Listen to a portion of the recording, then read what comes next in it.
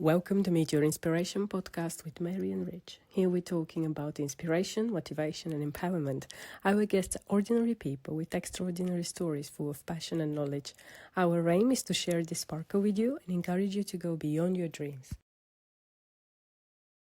If you feel that this is your place, please give us a like and follow us on YouTube, LinkedIn, Spotify, Instagram, TikTok.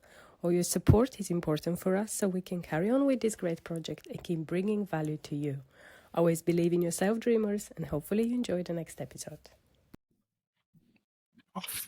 Hello and welcome to Meet Your Inspiration podcast with Mary and Richard.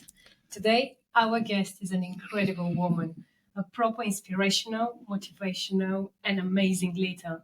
Keeley Tennant was one of the first people that we reached out for an interview, and her positive response and encouragement were fantastic. So it's a great privilege for us to have you here, Keely. What a welcome. Oh, wow. Thank you, Keely, for spending the time with us. We look forward to having a chat with you. It's been brilliant. Very exciting. Thank you for having me. How are you doing? I'm doing really well, thank you. Slightly nervous to be with you amazing people this afternoon, but yes, very excited. I really hope that we're going to bring a great information, advices to all lovely people who are on our journey with us. Absolutely. And looking to meet leaders like you. So do you want to give us a little bit idea about who is Keely and what are you doing? Just a little bit light for us. Oh, okay, so Keely Tennant. I am currently the Director of Financial Services for a fab company called Socotec UK, but transferring to another part of the company. So we have an acquisition, Socotec Advisory, and I'm transitioning to be their business unit director, which is amazing, really. Thank you so much. Great come out of the finance industry after 20 years and be moving into running a business was just an opportunity that I couldn't pass up. Very lucky to work for Socotec UK. So it's great that we are showcasing talent within our business as lots of opportunity for progression and development, which I think is really important in today's working society. Very much so. So what does Socotec do? Just give a little bit of background about Socotec. Socotec is an exceptionally diverse company. It's very difficult to try and sum up what Socotec does, but we do lots of cool stuff. We're a TIC company with an aim to be number one integrated player in built environmental market, helping customers enhance the sustainability of assets. So we work across the life cycle of construction projects, and also within Socotec Advisory, we have an expert witness, quantum expert delay and quantity surveying arms to the business. So within our expert witness, we'll get appointed by clients facing formal action relating to claims and disputes. So when you see in court, it will be one of our team potentially that are standing up to give their expert witness testimonies. So very exciting. Wow. So it's diverse and very really diverse. interesting. Yeah, we have a real range of diverse services here. So I think that's why it's quite an exciting company to be part of. It's very difficult. I think when I'm asked the question, it's always quite difficult to sum up what to do without sounding, too robotic and technical. If you look at our website, there's so much to see. It's a really big website, but we do lots of cool stuff. Yeah, amazing. How you end up in financial departments and in finance in general? Oh, you're asking me to go back a few years now. So I, like many of my age group, we started off, the working environment looks very different in today's society than it did when I was starting out. Started off as the photocopying girl. And the tea maker. I was rubbish at making tea 20 years ago, and I'm rubbish at making tea now. But I've had so many employees over the year that have tried to turn me into a great tea maker. You'd think I'd, have my own coffee shop by now, but alas, no, still in finance. So started off photocopying. So started my working career working for Deloitte's, Arthur Andersen, Experian, and I've just worked my way up really in finance. Started off wanted to be working tax and audit, and thought I could make it to partner in 4 years. And when I realised that wasn't going to happen, I got bored. I think at that age, I wasn't quite sure what I wanted to do. I'm still not quite sure that I know exactly what I want to do. And I've got more comfortable as I've got older with not knowing and just going where, and exploring, just allowing myself to go on that journey and saying yes to opportunities. Have you had any like universities, college education, or it was a bit more the experience that? Well, I think so. When I was younger, I was always wanting to earn money. So from the age of about 13, where I had a paper round, and then I was doing another paper round at weekends. Then I started working in Clark's, age 13. Still remember my shoe fitting award for fitting Always under threes, girls' dream, shoe fitting award. It was a very proud moment of mine. And so I wanted to earn money, and I wanted to buy a house when I was younger. So I decided to go into finance and start working, and then did an apprenticeship. I did my AAT, and then it just went from there. But we couldn't really afford it, to be honest with you, when I was younger. And secondly, going to university just wasn't my dream. I didn't feel like I needed that in my life. I just wanted to earn money. Yeah, you just work. I ask you this question because lots of people still believe that they need to follow that path. Yeah. Primary, secondary, college, university. If you don't go university, you can't be successful. Where we did found quite a lot of people around us and people that we're going to meet very soon to our audience, that they're exactly like you. They jump to work. They've done, most of them are going through the apprentice. I think you are the same. Yeah, I did the same. Yeah. I just did an apprenticeship and then ONC, HNC, and straight into work. I think it's interesting when we define education as being book smart, and if you pass your GCSEs or you go to and complete your A levels or university, that's what defines your academia, and that's not actually strictly true. I was quite a restless studier when I was at school. I found learning very difficult.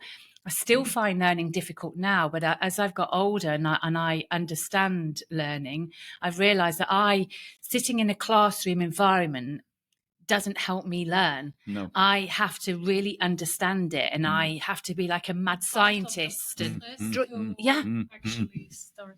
Yeah.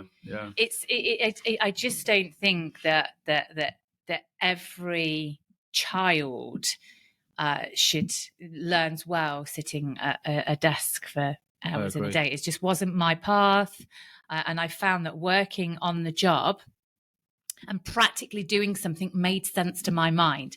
So I could look at T accounts and practically do them, and that made sense to me. Whereas just learning from the theory, I couldn't relate that. I have to relate to something practically for it to go into my brain. It's just, and I think that's the same for a lot of successful people. Some of the most successful people. I mean, you look at like Richard Branson. He would say, "Well, I can't do it." Like if someone's asked him to, like years ago, to explain how a business works or something, he maybe couldn't explain it, but he would be able to act and do it. And I think it's something that's quite common, particularly among really high flyers and real successful people. They tend not to have had that background. Yeah, I think it's more common than we think. But again, it just goes back to your academia, your whether you're clever or not is deemed by your academic successes, and that I just don't think that's how it is, to be honest. And I just don't think that defines you at all.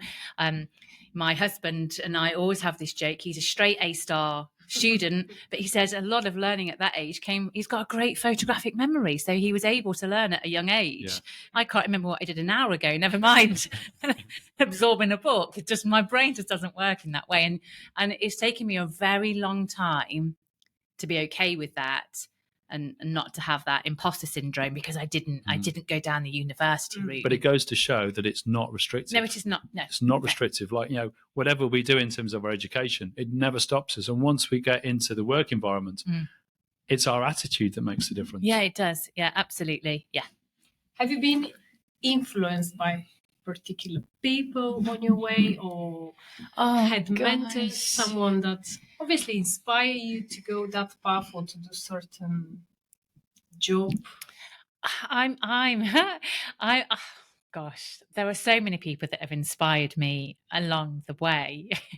I don't want it to sound like a negative, but actually, there's one person in particular that inspired me for different reasons, and that's because I was told that I'd hit the ceiling. I'd made a management role, and was told because I hadn't, I didn't go to university. I'd done my AAT at this point. I'd done my SEMA, but I was told that I'd hit a glass ceiling. So my response was, "I'll show you." And then I think I've been working probably for the last 16, 17 years to prove this person wrong. The next level and the next level, and you can, do it. And you can do it. And I think that when I think about who or what inspires me, my father inspired me. He was a really great man. My father couldn't read or write, but managed to be successful, and you would never have known. We lived in a wonderful home growing up. But he inspired me. I've got a very successful brother who also didn't go to university, and he's been exceptionally successful. And I've been really lucky to meet some incredible women on my journey that I've looked up to. There's a lady called Rachel Repper. She's now flying at Amazon. And I remember listening to her and her talk about her career and how in your career, you don't always have to be going up. No. That it's really important when you're coming up through your career to move sideways. Yeah. And I'd never really thought about success in that way at that point. I always thought you have to just be climbing the ladder all the time. So what I ended up doing was taking lateral moves into different industries, into different roles, to really develop that breadth, that full breadth. Which is really important. At that level. Yeah. And it seems that everyone is so keen to race to get to somewhere, the race for the top. When you're always racing for the top, I don't know whether you actually get that full breadth of learning at this level here. So lateral moves for me was really key, and I learned that from her. So. And it's very important, I think, in that respect. Because if you do that, you learn about all the different people at the different levels, and it also gives you a better understanding about the departments that are going to be around you. Yeah. And you have a real breadth of understanding, which is so often people miss. Yeah. And they don't understand what's happening amongst the teams below them. Yeah. And different industries as well. So when you work in finance, you just think, well, actually, finance is the same everywhere. And it is to a point, but different industries will have different ways of doing things as well. Or if you're working in manufacturing, or if you're working in logistics, it's completely different to how it is if you're working in a predominantly service industry. Because in a service industry, and I'd liken Socotec to that, it's largely people. It's a people business. So you're selling people and time. Yeah. Whereas in a manufacturing business, in a logistics business, you've got a product. So the way in which you do things is slightly different. The end result is still the same. Of course. But it's really good, I think, to have that diversification of skills and industry knowledge. That's obviously you mentioned your great top position. What is it to be the woman at the top in such a man-dominated world? Great question. So it's definitely a challenge, but I think I first have to start just by saying I'm really proud of myself for where I have got to. But I really think that your behavior and how you approach things and your mindset is really important, because we hear about it all the time about women in male-dominated environments and women rising to the top, and I think it's amazing. But what I want to be really mindful of is I don't want to be seen to have this position at the top because I'm a woman. It's based on your talents. It's based on your abilities. Yeah. And the moment that if I felt for 1 second that I'd got this position because I'm a woman, I wouldn't want it anymore. Yeah. I feel that I have worked harder, and I'm not saying that this is right. This has been my way. I have stayed the latest in the office. I've worked the hours. I've put the hard work in, and if there's something that I haven't known, I've gone out and learnt about it. Yeah. And so it wasn't enough for me just to learn about finance. I think we may have spoken about this before, but it's not enough for me just to understand finance. I have to understand the business and how it all connects, so that I can talk an operational language as well as a finance language. So I think it's really important that when you get to the top, that we have these positions, and we get these positions because of our talent and skills, not just because of our gender.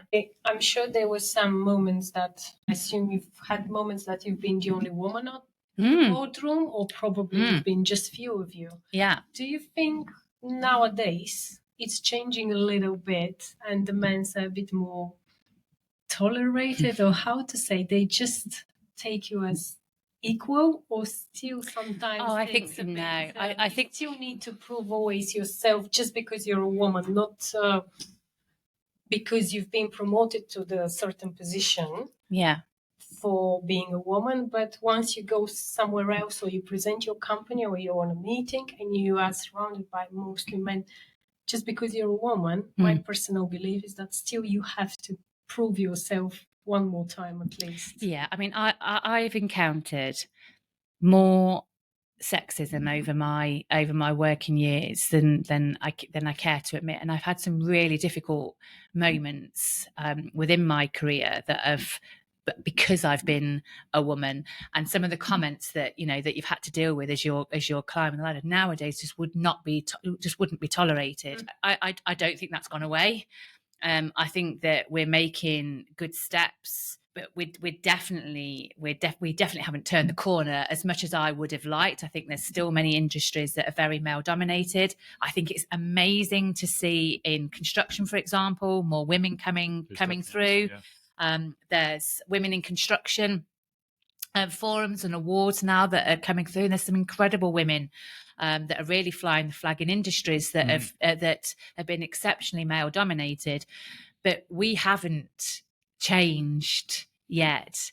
Sexism still exists in the workplace. Women are still having to fight when they shouldn't, to be heard. But I just absolutely point blankly refuse to allow my gender to define where I'm going. And certainly if there is not a seat at the table, then I will go and find one myself and sit myself down, and I will not be moved. Yeah, that's it's good. as simple as that. Proper determination. Yeah. Definitely determination. Yeah, I don't need someone to offer me a seat. I'll take the seat myself. Good mindset, as you said, because mindset is quite important. Yes. Lots of people give up on that point. And they're like, oh no, I can't do Yeah. that step. I better stay where I am. But it's good that nowadays we can see lots of women getting this mindset and just trying to. I believe that it's very important people around you. Yeah. In my personal life, and I would say for the last 10 years, I changed lots of things, and I can see how you as a personality and mindset is changing just because of when you surround with absolutely amazing people with great mindset. Yeah, I think it's about, so I'm surrounded by amazing women, but equally I'm surrounded by amazing men. I've got an amazing network of females around me, but I think it's really important to note that there are amazing men that work alongside you, that are supportive as well. Because the whole team is balanced, isn't it? It's a balance, and I don't think it needs to. If I look at things from a finance perspective, then the majority of my leadership team is female. My number 2 here is a man, and he's been absolutely instrumental really in pushing me forward, and I do the same for him. In the new world, it's predominantly men, but there are great women there too. So I think that it's definitely for me all about having the right balance around you. Definitely. And I think I would absolutely love to get to a point in the world where it's less about your gender and more about ability and about who you are, and the way you can lead people out. Yeah, you are in a role because you can do the job. But I think some of that comes from having confidence in your own capabilities as a woman, because many times, I think when we spoke on the phone, I think we talked about this, but it's a really important point. you look at an advert or you look at a role and you think, great, that looks so exciting. Yeah. And there's 10 responsibilities or competencies that are on there, and you look at them and you think, oh gosh, I've only got 8. Yeah. So I can't do I the job. won't go for that. Whereas yeah. I think often a man would say, I've got 8, great, I'll go for that. Yeah, why not? Yeah. I'll probably find the other 2 later. Part of it is, oh, do you wait to be offered for that seat, or do you say, actually, I am here and I'm missing those 2, but I've got all of these transferable skills. But I think that's about the confidence as well, isn't it? It's having a confidence. And when you're sort of on a pathway, you can use that confidence. And sometimes, I mean, a lot of people have reached a position and they've almost sort of like just spun a little bit of a story just to get to that point. But they know once they get there, they can use their abilities to learn and develop that skill set. And at the end of the day, they've become a great leader, a great manager. I can't remember who it was that said it, but there's, I don't know whether it was Amy Cundy, but I was listening to her TED Talks, and they were talking there about just say yes. Just say yes. You'll learn about it. Don't take a job because you're afraid if you can do it or not. Yeah. Just take it. You'll learn along the way, because suddenly we think if we take that job or we take that next level that our learning stops. But you should be learning new stuff all of the time. We're constantly evolving. No. Am I perfect right now? Not even close. But I'm better than I was 6 months ago. Because at the end of the day, by promotion, you're automatically, we've not done that position before. You've done what you've done at this level, and now your next level is to move that. And then, so you're always learning at a new level. And the people around you will develop, because you're using your leadership skills then to say, okay, so this isn't my field, but I know you know, and I know you know, and we can piece that together. And as a team, then we're working it together, and then you become a great manager, a great leader, a great director. There's no such thing as a leader that's just an I. Is there? Individualistic behaviours for me are really outdated. You are as successful as a team you have around you. Absolutely. Yeah, the days of micromanagement are way behind us. It's antiquated, and it's just it was over. It was over back then. Yeah, it was. I met you obviously a year ago. Yes. On a conference. Keely was a key speaker there. And literally, I'm pretty sure you already understand. You cannot not fall in love with her. She just had this passion when she talks. And something else that I absolutely loved, it wasn't only what you talk, and obviously the way how you give the information and the passion you talk with. It was about your team that was sitting, I think, 2 or 3 rows in front of me. How they look at you and your relation that I've seen, obviously, after the stage. We've had few breaks. You can see people here and there. How you build such an amazing team, because you can't see very often this bond. It was absolutely unbelievable. Something that I still remember like it was yesterday. I'm really curious. What is the key to build a successful and such a great team? Wow. Thank you so much. That's a lovely thing to say. And it's, it's really important to me. A team is so important. I love my team here. It's one of the decisions to move on to the new role that made it so hard, because I've given everything I've got to the team. So how I've built the team here. So I think when I come into the team, it's always been my way over the last 15 years within a team is to get to know your team. I don't look at it that I'm in charge. I don't look at it from a power play position or what I can get out of the team. I have a team around me that I trust to do a job, and I respect their abilities to be able to do that job. But I certainly don't believe in sitting in an ivory tower and asking the team to do something that you're not prepared to do yourself. Absolutely. But equally, and I think this is the one most important thing, is years gone by, it was leave your problems at the door. And I felt that leadership was a very transactional relationship. I know my team. I know their families. I know when their birthdays are. I know who their children are. I take the time to get to know all of my team, not just my managers, all of my team, and I care about all of them. And I think that we were having this conversation before the podcast started, where if I go and ask my team a conversation to ask how they are, I really do mean, how are you? Yeah. I'm asking you because I care. I'm not asking to say, how are you? When are you going to get your job done?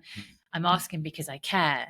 And I think one of the things that's been really important to me in my career, especially here, is that it is impossible for people to turn up to work every single day and feel okay. It's impossible. It is, yeah. It is absolutely. Everyone else a little bit of baggage when they walk in the door. Everybody does. Yeah. We all arrive in a team coming from different experiences in our working careers. And one time I had a manager, a female manager, just to point out, that made my life hell for 18 months. And I'll never forget her. And she taught me the most valuable lesson that I ever needed to learn. Do not be like that. Lead with humility, lead with authenticity, lead with kindness. Absolutely. My team don't expect me to be a robot. And I don't expect that from them either. No. And there's one key word that I just want to point out, and it's called vulnerability. I am not afraid to be vulnerable in front of my team. I'm not afraid to say that I don't know how to do something. Some of my team know more than I do.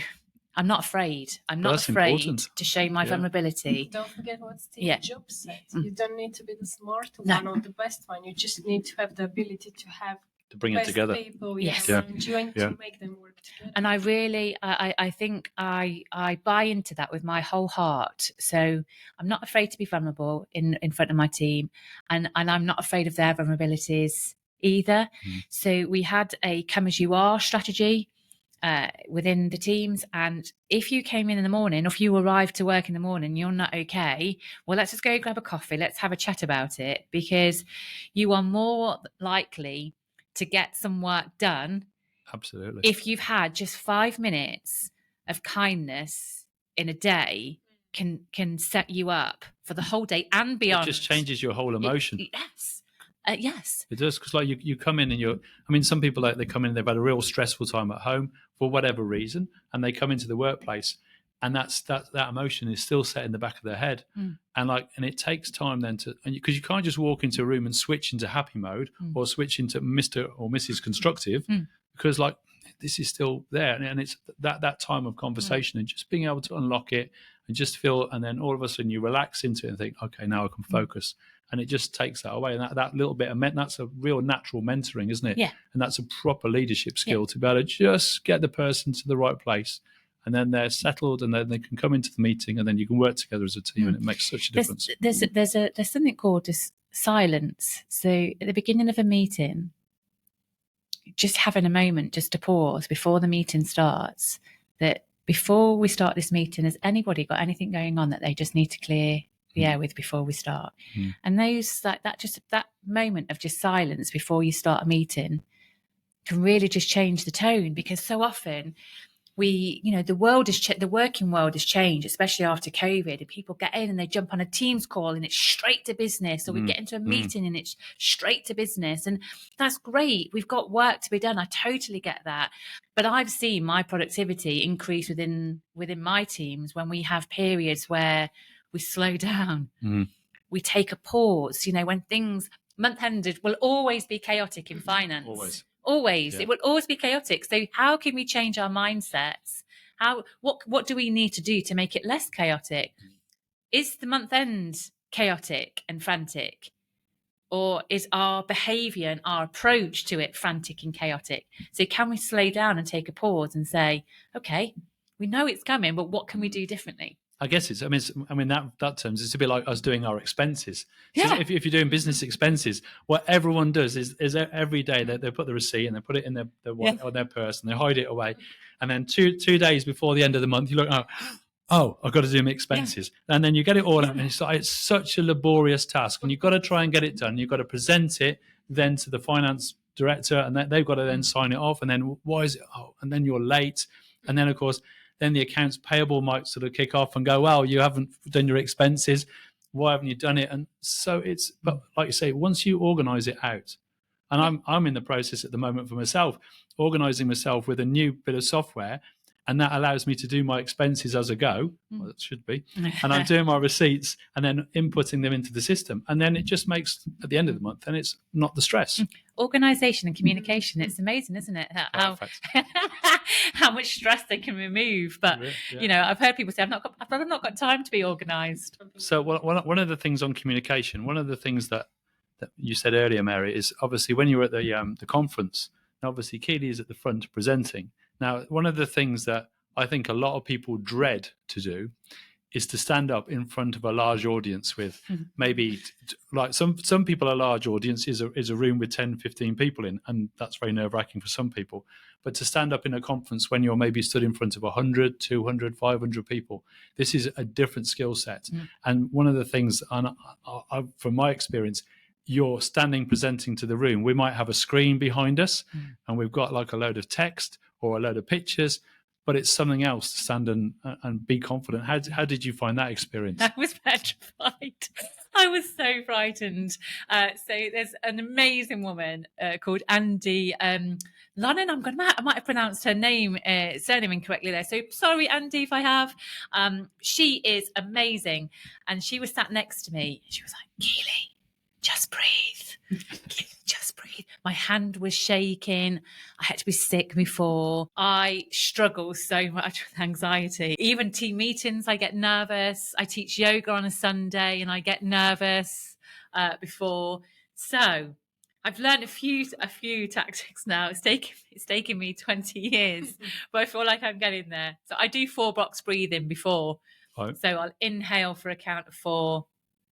Count for 4, hold, and then exhale for count of 4, hold, and then inhale. And I imagine that I'm drawing a square box. So it doesn't matter whether I'm sat in a meeting and I've got my eyes open and I'm looking at you.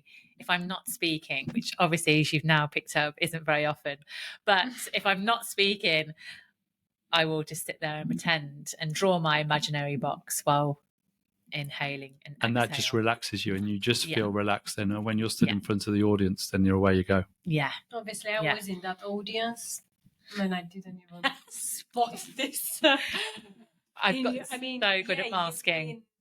Amazing in the presentation and in the talk, and I would never think that I had the moment because I'm quite shy at some moments, and that conference was first for me. I was on my own. Obviously, I met a few people. But when your talk finished, I was like, and this is something when I mentioned earlier that in the last 10 years I changed. That was something that if someone is there or opportunity is there, you need to grab it. And I was like, I need to meet this woman. I just need to tell her how great she was. And I was looking at you. Obviously, you spoke with your team. You speak with some other people. And I was thinking, I really want to go and speak to her. So obviously at the end I had that. I said, no, I'm just going. I'm here today. I'm not here tomorrow. So that's fine. I came to you and you were so welcoming. And our conversation was probably 2-3 minutes. I just told you how I really enjoy, how helpful was that and how amazing you are. And it was that. I remember you hugged me. You were like, oh, thank you very much. And that's it. Later on, obviously, our ways separate.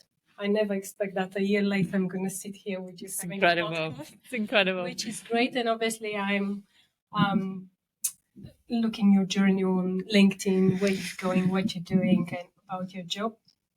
But it's incredible how sometimes when you do that little step can lead you to... Because if I never came to say thank you to you, I would never be here and I would never learn all this, which... I really hope it's quite helpful to the people that listen to us. Obviously, how are you with the challenges and risks? You mentioned earlier that you like to say yes to opportunity. Yes. So I'll say yes, but then sometimes that imposter syndrome, that little chimp that sits on your shoulder that tries to eat away at your confidence, it says, no, you are not very good, or no, you will be rubbish at this, or they will see through you, you're a fraud. They're going to find you out.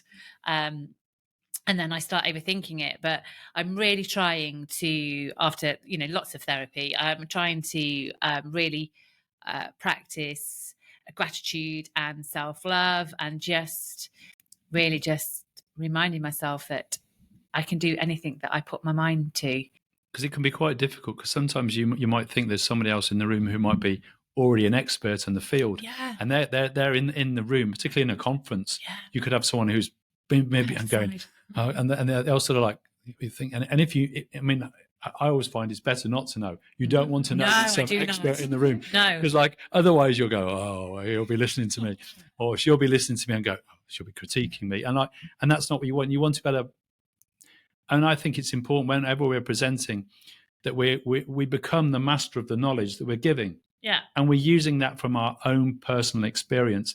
And that's one of the things that I find gives me the confidence. If I'm stood up in a meeting, or I'm presenting to 100, 200 people, this is what I know, this is what I've done, and I trust it. So true. And that's really important, isn't it? So true. Yeah, it is, because everyone's experiences are going to be different.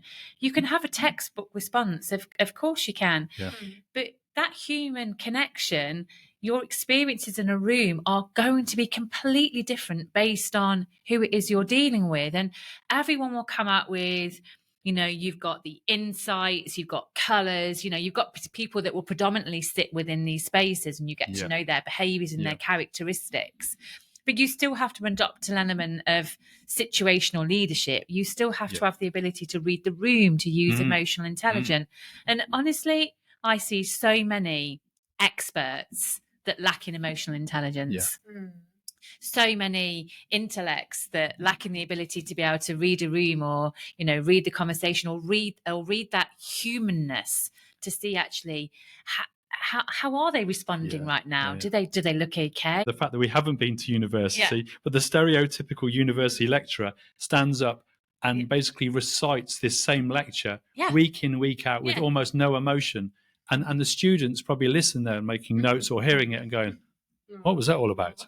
And one of the things that, as a natural speaker, and as something where you've mastered your knowledge, I always think when you're then presenting, you're presenting, like you just said, you read the room, you're looking around the room, and you're seeing, well, are they listening? Are they following it? And all of a sudden they feel the warmth and your passion and your knowledge, and that presents out really well, and that becomes really natural. Yeah, I think if you look when you're in a scenario like that, I think when I was looking to you, wasn't I? And I could see you nodding, I was like, oh, I'm getting it right. Because I said, I'm so afraid. I did tell my team at the time when I was presenting at the conference, I said, give me a look, or just give me a nod if I'm saying something that sounds ridiculously stupid. And I looked over at my team at one point, and they just gave me the thumbs up, and I thought everything's okay. No, that's the connection that you had with your team was amazing, and I'm pretty sure everybody saw that. Oh, and wow. in general, I think most of the people, actually all the people there, were very open-minded, very nice, and whoever I met, they were incredible. But that bond and about your team was Thank you. I think I'll always have it. Yeah, I think I I'm coming into the office now every couple of weeks here, and I love this. I love this team. I love the company I work for, and I think that definitely, you said, there is why to be proud of you, because to achieve something like that, and people, your employees, to look at you like that, I think it's quite amazing. It is, knowing them, and this is, I think it's a great advice for lots of employers, what you said about, or managers as well. How to lead the team. Very much so. Fair enough, I didn't heard, or when we spoke, people don't, probably they're doing, but they don't talk about it. So you were quite open how you manage with your team, and I think it's a great advice, because it's a win-win for both sides. I think people the challenge is, in today we're so focused on the bottom line and hitting the number. We have to be really careful that we don't lose humanness. So I'm a lover of AI. and digital tools. And I think that they are brilliant, and I absolutely think that they have their place. I really do. We've become really successful because we are using the tools, but you cannot put a price on human connection. Absolutely. You can't. It is invaluable, and we must be really careful as we continue to transfer and to go on this journey into using more AI and digital tools, that we don't discard the one thing that's important to all of us, and that is human connection. We can't live without it. No. We cannot live without it. It does not matter how many smartphones or how many apps that we can use to make our day-to-day lives easier. There is one thing that we all have in common, and that is the need at some point for that human connection. Absolutely. And People that are really important. those deep relationships. It doesn't mean coming to work and making best friends with everyone that you work with, but it does matter that if you are in a leadership position, it is a privilege. Yeah. And leaders should not forget that. It is a privilege to be able to lead a team. And it is such an important responsibility that I will never, ever take lightly. You know, that you have the opportunity in a leadership position to influence positive change, whether that's what I have done here and introduced in menopause workshops. You know, we've had people coming in and talking about that. I asked my teams about their cycles. It matters. It so matters. And we have to be able to have the difficult conversations with our teams and understand what makes them tick. And that comes from human connection. Because obviously, I mean, that makes a big difference on the emotion on a particular day. Certain days of the month could be really tricky. Of course it does. I'm a woman sat here and I deal with those emotions, but we must in organisations stop pretending that they don't exist. We can't hide from it. There are certain times of the month where you are able to perform better than others. Now, you could be a woman that doesn't suffer with that at all, in which case, gosh, you lucky women. But I'm not one of them, so I do suffer myself. But I think we have to have these conversations, and I see many male leaders not, it's, don't talk about that. We can't talk about that. Why? You can. It's part Why? of life. It's part of life. We have to have these conversations, and we are a bit more emotional. Yeah. To know that what's the reason behind. Well, it's interesting, isn't it? I once got told I was, asked why I was emotional. I said, you need to worry when I'm not. Because for me, emotion is passion. It is, yeah. I absolutely love what I do. When I stop being this way, that means I've checked out. Yeah, absolutely. That's when you start to worry, because it doesn't matter whether I'm working, whether I'm teaching a yoga class, whether I'm studying, if I'm doing something that I love, I'll give everything that I've got. The minute that I start doing any of those things with no emotion, that's the problem. When I was growing, because of emotions, I was struggle with that, because I am quite emotional when I'm showing, either in a positive or negative. Sometimes it's just my emotions are on my face. And very often that was taken as a negativity.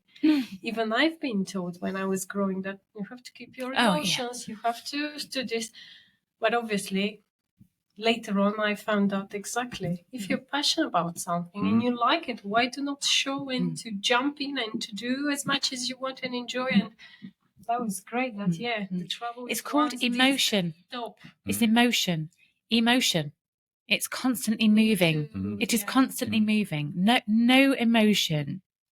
It lasts. They come and go. It's the ebb and flow of life. And I think the moment that we start saying what we can and couldn't, I used to get the same thing. Oh, Keely, calm down.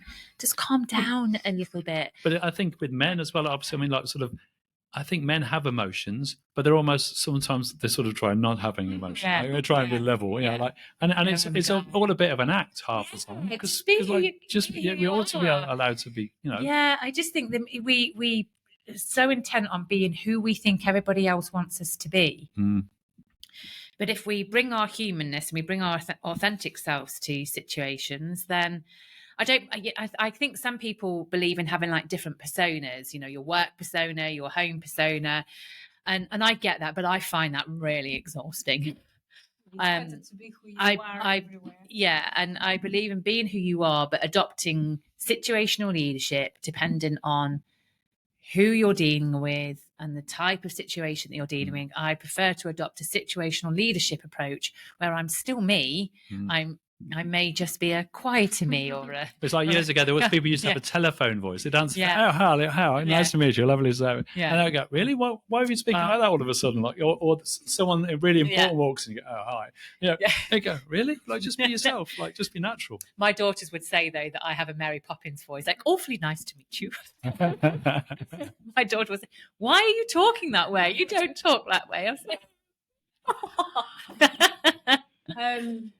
What I wanted to ask you was about how you're managing your busy life, because you do have a really busy life. I would like to say I've got this right. Obviously, I don't know. Have you got this called me time at all? What is recharging, Keely? I don't know whether I'm a work in progress. I'm a work in progress. I would say I am very lucky that I have an exceptional husband who is just amazing, and without him I wouldn't be able to do what I did. So we have a very strong partnership. So he really does allow and support me to be able to do all of this stuff. So I haven't got the balance right at all, but I don't think with my personality I ever will. For you, it's for right. me, so many people say, you know, you need to slow down. But if I get bored, so you need to be constant. Yeah, and I need to. There's different things to fuel my brain. So at the moment, I'm studying for my MBA, and I teach, and I you know, now do this job as well, and I absolutely love it because the yoga is my downtime. Even though I'm teaching a class, it feeds my soul. But you're obviously, there's exercise within that. There's exercise. There's relaxation within it. Yes. So it actually is as a natural. Maybe I should do more. No, I'm not saying that. Your husband will kill you. But then the academic side, that keep learning and that keeping your knowledge base fresh. My brain is thirsty for more. It's always so thirsty. And then so I don't know whether I need to strike a balance yet, but I am a work in progress. I know when I've hit a limit, and then I just have to go and stand barefoot outside on some grass and just recalibrate. And that's, You know your balances. Yeah. I mean, sometimes it's probably just when you go on holiday. You probably go on holiday. Go on holiday. Do you have holiday? Do you have a week's holiday or 2 weeks holiday? You go off to the sunshine and enjoy yourself. I don't know whether I do relaxing holidays. I do busy holidays. Yeah, I don't. Yeah, I think there's different levels of relaxation, isn't there? I relax by doing.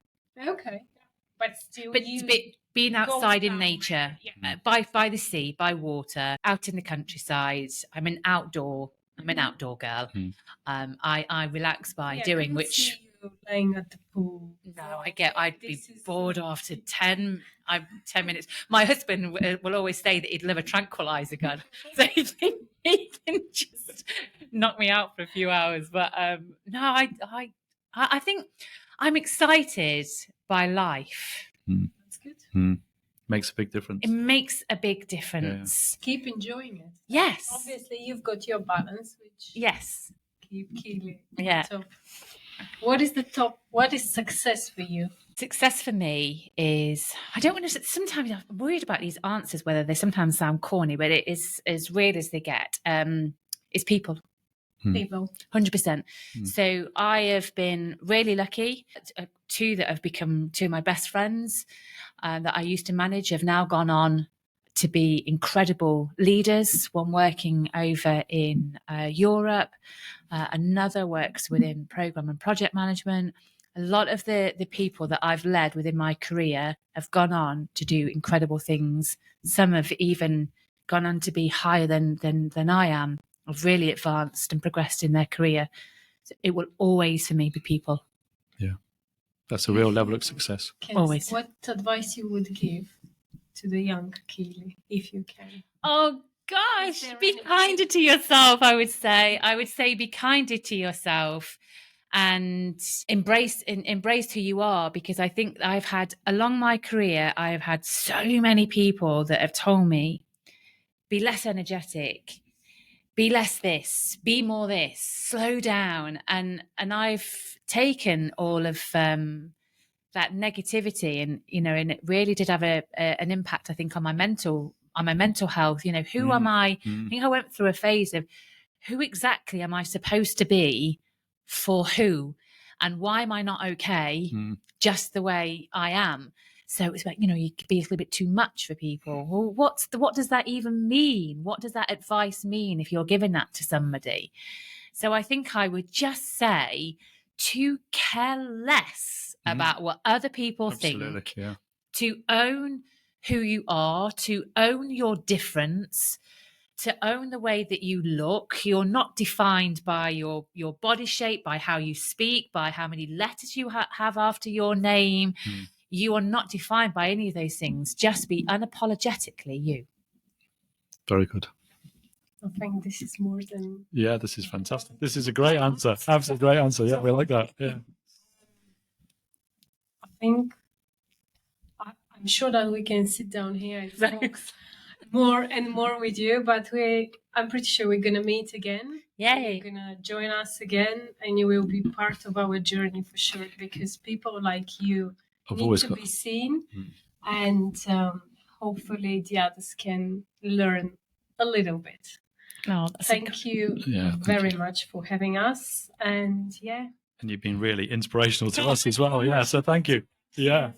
Gosh, thank you. We wish you all the best, and we're sure that new goals will come and new achievements. So until next time, where we're going to talk about the rest. Thank you so much for having me. It's been such a honour to be part of your journey, the first part of your journey. So thank you so much. Fantastic. You two are inspirational people too. So you're inspirational people, interviewing inspirational people. Fantastic. And I don't even put myself in that bracket at all, but thank you so much. Thank you, Keely. Brilliant. Thank you. We hope you've enjoyed today's episode with Keeley Tennant. It's been really good to talk to her. She's full of inspiration and motivation, and her leadership skills are exceptional. We really hope that if you've enjoyed it, that you'll share it with your friends and your family members, because we'd really like for the episode to be shared with as many people as possible. If you have liked it, please find us on YouTube, on Spotify. You will find us on Instagram and TikTok. And we hope you really enjoyed today's episode. Thanks for watching.